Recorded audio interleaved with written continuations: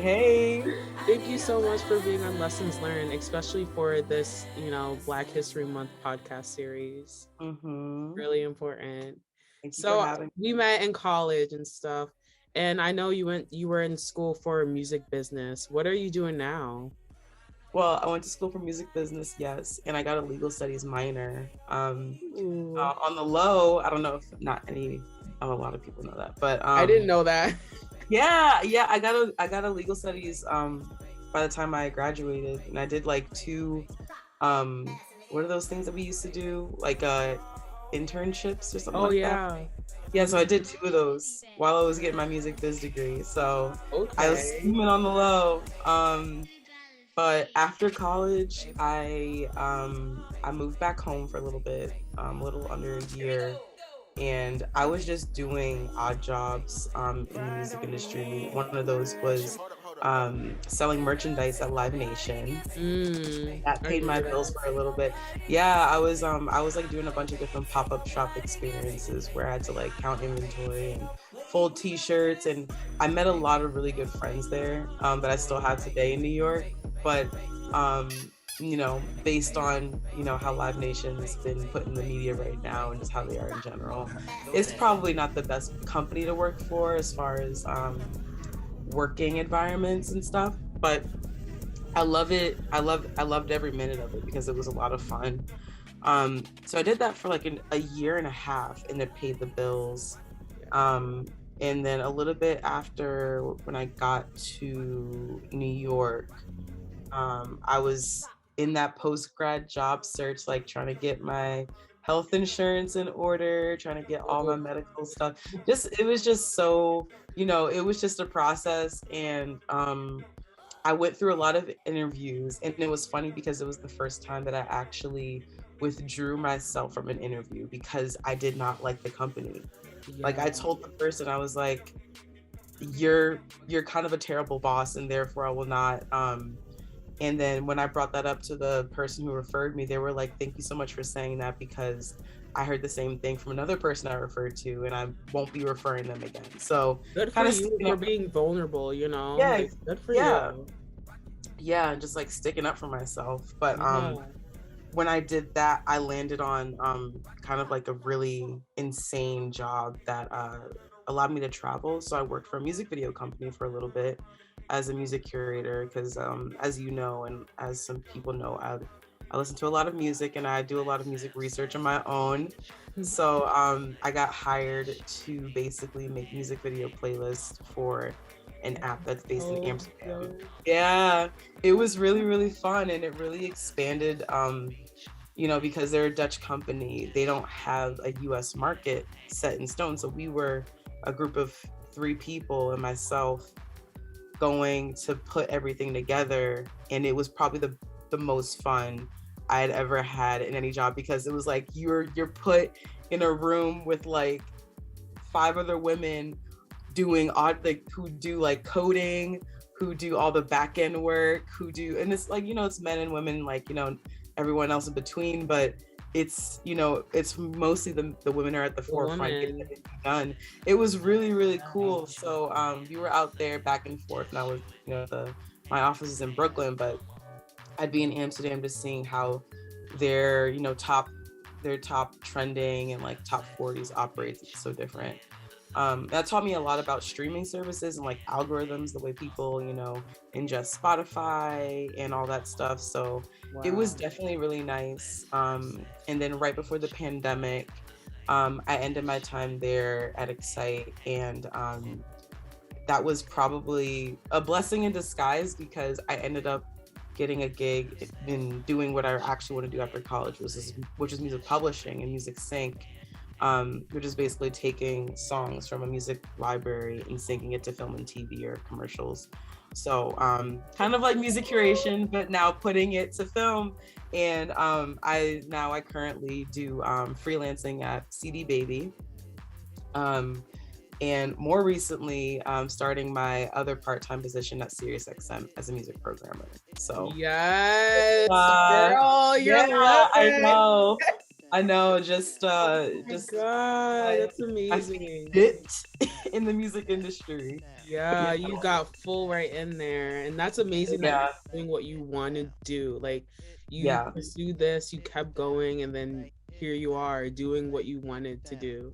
Like that's Right, and not tiring myself out. I don't feel yes. everyone's like, "Oh my gosh, she's so I'm really I'm busy in the way that I'm not exhausted and I have time for people. That's Yeah. one thing that I've like learned to help give myself a healthy balance of like work and play um since college. Yeah. Yeah. Wow. That's awesome. Mhm. Did you go through any hardships or triumphs like during your career journey? um yeah, hardships. Hmm. I think the only hardships would be just remembering why I'm there in the first place because you go into certain jobs, especially in music, where we are creatives, like you and I, Tia, and you do something because you love it, and then it becomes a job, and then you start to like see it for what it is, and it kind of Yeah. starts to it starts to become a little bit discouraging because there's so much logistics and business aspects Mhm. part of it that you really didn't not you didn't expect, but kind of overpowers a creative. So one thing I had to kind of set a boundary for myself was when going into any job, and I would wait for it. I wouldn't take any job that wasn't balanced with creative and like 60% creative, 40% like administrative. I would Right. go in like I need a creative. I need this to be creative, and if it wasn't, I'd be like, so sorry, thank you for your time, but I'm gonna have to Yeah, pass like I because have it. I Mhm. need I need that day to day. Like if I'm gonna be spending my, 8 to 9 hours allocated to, someone to do work, I want it to be fun at least Mhm. day in, day out. So that was probably the only hardship I faced as far as that. But triumphs I think would just be, people trusting me enough to do the thing. I know when I first I didn't expect it myself, but I was actually liaising with Comcast when I was at Excite and building out their UI with the Excite playlist. So, I'd Right. be talking to their person and we'd figure out where our product can fit onto their platform. And I'd be watching it live from the company TV, searching through Comcast, looking at the stuff that me and my coworkers have put together on their platform. And that was kind of surreal because it was one of the first times I've experienced a job that resulted in like immediate results Mhm. rather than like you put it out there for the world to see and then you see if they like it, and most times and not it's a no because everyone likes top 200s, everyone likes pop, everyone likes hip hop, country, like all the stuff that we're so used to hearing on the radio. It's kind of nice to give people a little bit of what they haven't heard before. And that's why I always take jobs where I can, dig a little bit deeper and find stuff that hasn't been used in a while and give it forward. Wow, that's Yeah. awesome. How Yeah. would you find like are there any things you could suggest to like people like either like me or like the guests like to finding a job that you really love? I'm a list. I not a list maker, but I like to jot things down. So it really starts off of what you want in a job. Like you really have to make it for yourself. For years, when I was still in New York and and moving to New York, I told myself I wanted a job that allowed me to travel. I wanted a job that allowed me some creative freedom. I wanted a job that allowed me a life outside of work, like understood boundaries. And if they didn't have those things, I would kind of demand that in the job without, obviously it's not you like putting your foot down and being Yeah, like, like give me give me this. this. Like Yeah, it's not that deep because more times than not, if you ask for the things you need in order for the company to make your experience good, they will say yes. It just takes some like action. But I would just start with what you want and then ask questions. Ask yourself who around you has the resources because I know from even from the jump when I was still in UML, I didn't know where to start with publishing. No one around me knew about it or cared about it. Like I talked to my colleagues, they'd be like, "That's so cool, Niyah. You care about copyright. Anyway, A&R." It's And I'm like, like, okay, okay, but give it 2 years. You're gonna see this all over the place and you're gonna wish you talked to me. And it's exactly. true. But what I did instead is I looked to alumni, or just people, random people too. Like I would talk to music supervisors who work on shows that you and I talk to, and they will give you the time of day because they've been there too, where no one's known where to go, but they've gone to the one person that did the job they wanted. So, it's not that far fetched. You just have to kind of put yourself in the place you want to be. For me, it was making stuff for film and TV. So I would, research music supervisors. I asked myself who put stuff on soundtracks. And then I found out what music supervision meant. And then I kind of went from there. Who are my favorites? Keira Lehman does Insecure. Solange is a curator on Insecure. Right. Morgan Rhodes does Dear White People. She does Selma. Like you go ahead and it starts to like snowball into this massive Mm, thing that now you've opened up yourself to this new industry that's perfect for you. Um, so kind of like what you're doing, like you just keep like trying things until you realize like, oh, that's right thing, that's not the right thing. It right. takes that too. Like it's not going to be perfect, but as long as have some sense of what you want to do, people will hear you out and they'll be like, actually, like you mentioned this to me, um, and maybe it's not quite your thing, but take a look at it and see if you like it. And I Right. get that a lot too until this day. And just trying out new things. That's like Yeah. the new thing. You can't be afraid of that. You can't be afraid of Yeah. failing, which is what publishing teaches you a lot. Yeah. I'm really good at failing and getting my, boots, scuffed off and back on. Yeah. I feel like a Mhm. lot of people have that fear. They don't want to, you know, fail and then try again. They just want to, and Yeah. I feel like that's why a lot of people stick to the jobs that they have because they're scared of that, For you know? security, that's cute. Not in Yeah, this economy. Wow. I don't know that lifestyle, exactly. but that I sounds know really, some people, they've been at their jobs and stuff for like 20 years. I'm like, yeah. 20, like, It used to work that way until not now. the You job can't do it market now. changed. Yeah. Can't. That's why a lot of people are leaving their jobs now and they're Right. trying something new. Exactly. And it's a beautiful thing It because is. it makes space for people who actually want those jobs. Maybe there's people that is one of the jobs for security, et cetera, et cetera. So it's kind of like cleansing itself of like just staleness, maybe some potential and some renewed energy into a different company. It's good. Yes, Mhm. yes. So I know you mentioned before how there was all women in your field in the position that you were in. Do you think it's harder for women to just like be in the entertainment field, or do you think that's changed? Um, Historically, yes, it's been harder. I think now it's definitely changing. And I would say the only reason why it's changing is because women have um, said their piece over and over to the point where they couldn't be ignored anymore. Yeah. Demanded that as any other marginalized group except for white men have had to do for Hmm. years in the country of America.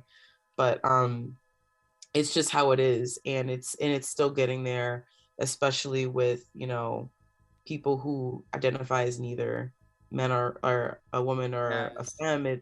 If a woman or a man, non-binary. And that's But getting big too. it is because not only is it and not to reduce people to like just demographics, but it's just at the end of the day, it's all business, and people just see it as like an untapped market that they just haven't Mhm. understood yet.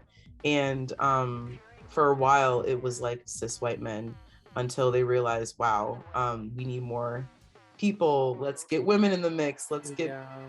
women of color in the mix. Let's get black men in the mix. And so it keeps going down, and unfortunately that's how America works. But it seems like right now in this day and age, everyone's kind of like coming up together all at once, and it's overwhelming the market in the Yeah. best way because everyone is like, at least, you know, as much as they can are trying to get represented, and it's like incredible And to they see. have a chance. They have a Yeah, better chance too now. yeah, yeah, and like the laws are better too, like around anti-discriminatory laws and how you can't be um it's like criminal to discriminate just based on like how you're born or like how you chosen to identify. Yeah. So I mean, it's just great to see how um it's gotten better. It's not perfect. It's far from perfect, but Yeah. it's But gotten it's better. getting better each year. It's getting a Yeah. little more and more better. That's the good thing about Right. it. Yeah. Hmm. So I see that you well, I don't know, but do you DJ now? Oh my God. I do. Yeah. That's I do. amazing. I do. Let me tell you, Tia. I like up and decided to do it professionally or try I'm it out. so happy you're doing it. Yeah, Like, like I tried, like just tried it back in, well, that's a lie. I used to DJ my friends like house parties 2 years before the pandemic started. Well, right. you know, like 2 years ago, pandemic happened, and I was like, okay, whatever. I have yoga, whatever, it's fine. Um, and then once things started opening up, I was like, I think I'm gonna try my hand at DJing, like for real, for real. And it took off so quickly. It's only been like 6, 7 months, and the Girl. transformation. Like it's like you were supposed to like start with that, you know? It's just Yeah, amazing how you're doing that. yeah, it's been really, really fun. And because of what I do during my day job, it makes DJing that much Exactly. better because it's like I work with libraries, I have my own library. It's forced me to like listen to albums again. Like I'm out here downloading albums, listening to artists on the regular that I like, and I can just put all that together and then tell people about it, and they come back for that experience. Like and It's then like a take it out of cycle. the Like, country. It's been so good. It's been so good. I feel so not that I'm doing it for this, but I feel so validated when it comes to that because for a while, you know, I would do this with my friends, my colleagues, even in college, where I'd put people on, even yeah. like a music director at my radio station. Sometimes he would be like, I don't know who this person is. And look, you know, cut to now, that person is getting Grammys left and right Right. because, you know, people like me took a chance on them and are continuing to do that. And then they get to have some spotlights on some dance floors, and it feels good. It feels really, really good. Have you ever back then, if you thought if you were doing this now, would you believe it? Yes. Yeah. I would. It's just I always tell myself it's only a matter of time. But honestly, my old self would be like, yo, you're so cool. Like, how did you Yeah. get this I so mean, quick? you were cool back then too. So, Yeah, but like do it so quickly. Like yeah. I tell myself May 25th was, I remember that day. It was, I played a queer event for Pride, or was it, I think it was like something for, it, maybe it wasn't May, maybe it was June, but it was like my first event back from just like going to LA to see Jenny. Yeah. And I Shout out came, to Jenny. right, shout out to Jenny DeVosier, that's my homegirl. But I it just like took off from there the minute I started playing that gig and like learning equipment, because you know there's club standard equipment that I didn't know how to play until 6 months ago, Right. that I just like picked it up, and then people started to catch on. They were like, hey, what are you doing, you free this day? And I was like, yeah, I got rates. My God, that is so Yeah, crazy. it's nice. Definitely taught me a lot about there's definitely a business aspect that's kind of nasty, and you meet some nasty people. Mm, You also meet some people who um will judge you before they hear you. They'll kind of judge the people that you play for, and then assume that's what you play. mm, But not everyone understands that DJs who are versatile and are willing to be more versatile come equipped with multiple range, like a range of selections. And as a music curator, you know, people don't know I music curate as a day job. They might just know me as a Right. DJ. Like whenever you meet me in my lifetime, you'll probably only know me by that. Right. But not everyone knows that, you know, I've spent years of my life ingesting music from all over, and I don't just speak one language. I mean, I understand many different. So that's been interesting to encounter when people basically lose out on an opportunity to either like book That's me. their loss, you It know. really is. It really is. You And don't want them in your like bubble if they're going to exactly. be like that. And yeah, and I mean like I'll like have my little like whatever. But at the end of the day, I'm like, I'm cool. I'll just like, you know, play where I want to and where I'm accepted. Right. As long as you know who you are, that's all that matters. Bro. Exactly. Yes, I know you know that. Hmm. So how important is it to network with people? And is location very important also? Um, that is a great question. So networking, I feel like the word networking has changed for me because I haven't really used it since college. I think we're taught to network and like go out Yeah. to network, like that's the sole That's purpose. what they say all the time, Right, especially in but the music like field. yeah, and for me it starts to sound like a word that is used when you are trying to get something from someone in order to get Mm. somewhere else. And I'm originally from here. I'm not from New York, but I'm from New Jersey. And tri-state, we can sniff out bullshit pretty quickly. When people who have worked, you know, their asses off to get to a certain place and then they see someone kind of trying to like, you know, Just queen in. they just kind of go in and like, you know, be in the right place at the right time, which I also thought was the right thing to do because that's what I was taught. But after a while, things will just happen naturally if the chemistry is right. Like it all really matters about whether or not you work well in a group. Like you will learn that in college if you get along with your group mates. Why don't you? Are you only there for yourself? Are you there for other people? Like Mm. that's really what matters. And so if you don't catch on to that quickly enough, someone's gonna call you out on it. They'll be like, I don't want to work with you because you're kind of a snake, or you're only here for yourself. Like we're trying to build something as a collective, and you can't just do that by yourself. So, as far as like um, networking isn't as important as like building community. Like Yeah. community is really where it's at. And I mean, I've talked to many friends who live all over the place, and there's a theory that it's different from the coast. Like West Coast is not very Mhm. much about community, but East Coast is very much that. It looks different to different people, but I for me, believe that. Yeah. yeah, like for me over here, I felt so much community over here. Like it has to be that way because New Yorkers are like known to struggle, and like, you know, it's not like in an expensive way. Like, oh, New York is too like expensive, but we're just hard workers. You have Yeah. to be like, this is where no one gets handed anything.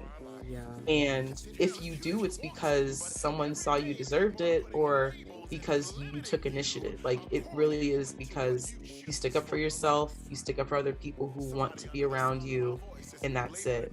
But I think like really building like friendships and like community and like colleagues and stuff like that, that's more important than like networking. And then sorry, what was your other question about like being. Like, is location very Oh, okay, important to like right. be around like the right crowd of people? I think with technology now it's not as important, and Yeah, especially with the pandemic, it's not as important because that's people true. have had to rely on like other ways of communicating, which I'm very fortunate of. A lot of people who find me or watch me, you know, they'll probably find me through Instagram or like Yeah. LinkedIn, but um, I don't think it really matters about location. At one point, I thought that I can only survive in music publishing on the West Mm, Coast. Like I thought I had to go like move to LA, but me, I don't plan on moving to LA anytime soon.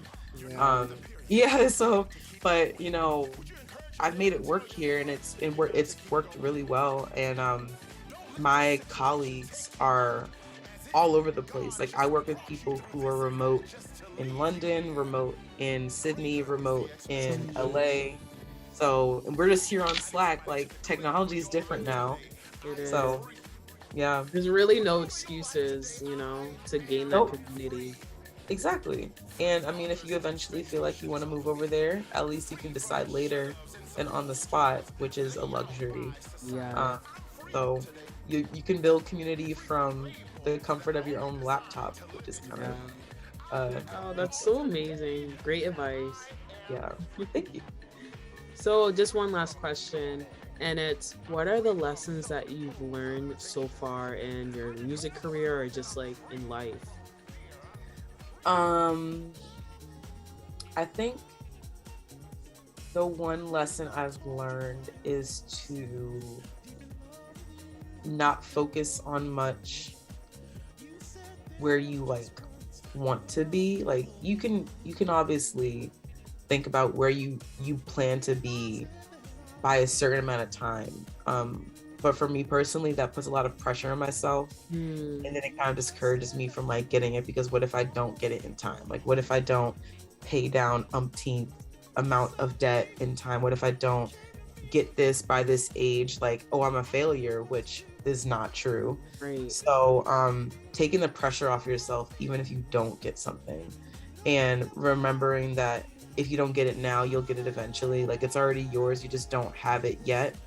And maybe, you know, you have some other lessons to learn before you get there, which is very true. Like and people be thinking about, I'll be saying things mad casual and they're like, Niyah, why would you not do that? I'm like, because maybe I don't want to. Like I was almost as you know, like I just I'm a part of a DJ collective, and we went to Spain to do a like a party, and it was a lot of fun. And when it came up, I was like telling someone, I was like, oh, I don't know, let me like check my finances and see how I'm feeling about it. And they're like looking at me like, why would you give up this opportunity?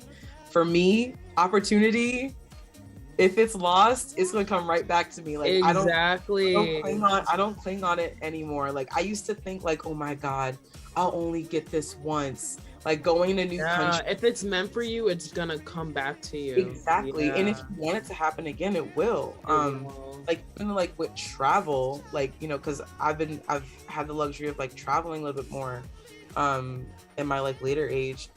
And it's been nice to like go to a country just to like see new people. I don't be going there as like a tourist, even though like I take photos and stuff, but I'm just like, I just need a change of scenery. And you know, to like a tourist, you want to do everything in a day because you're like, when's the next time I'm gonna be here? But for me, I'm like, I'll be back when I decide to come back. Like I'll get to it when I go back. Like it's not, I'm like more detached from like lost opportunity, because I know it'll just like find me again when I need it. That's so good. And it shows that you know your mind is so powerful and you can always just bring that back. Yeah, I'm not worried about it anymore. And it is freeing. It's freeing to other people when they don't know. Because I mean, you know, I have anxiety, but every time like, you know, someone doesn't know what the future holds, they're gonna be like, oh my God, like I just don't know. But you know, sometimes you have to like humble yourself and like take a breath and be like, you've already come this far, like you've done this before, like you're fine, like it'll click for you. Like just let yourself be a little jittery, but take the chance, you'll be fine. Like what's the worst that happens? Right. Like someone knows your name. Right. Wow. Thank you so much for all of this insight and advice, and it was just so nice having you on. Like this is great. Thank you, Tia. Yes.